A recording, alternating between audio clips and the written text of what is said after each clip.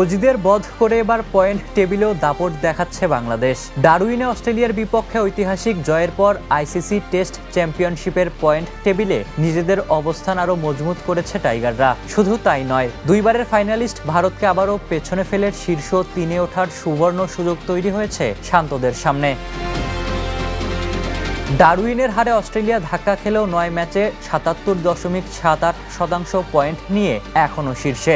বর্তমান চ্যাম্পিয়ন দক্ষিণ আফ্রিকা 4 ম্যাচে 75% পয়েন্ট নিয়ে 2-এ, আর নিউজিল্যান্ড 6 ম্যাচে 72.22% পয়েন্ট নিয়ে 3-এ অবস্থান করছে। 3 সাবেক বিশ্ব চ্যাম্পিয়নের পরেই বাংলাদেশের অবস্থান। 5 ম্যাচে 3 জয়, 1 হার ও 1 ড্রয়ে টাইগারদের পয়েন্ট 66.67%, অর্থাৎ শীর্ষ 3-এ থাকা নিউজিল্যান্ডের সঙ্গে ব্যবধান খুব বেশি নয়। অন্যদিকে ভারতের অবস্থান বেশ নাজুক। 9 ম্যাচে 4 জয় ও 4 হার নিয়ে 48.15% পয়েন্টে তালিকার 5-এ তারা। বাংলাদেশের চেয়ে 18.52% পয়েন্ট পিছিয়ে টিম ইন্ডিয়া।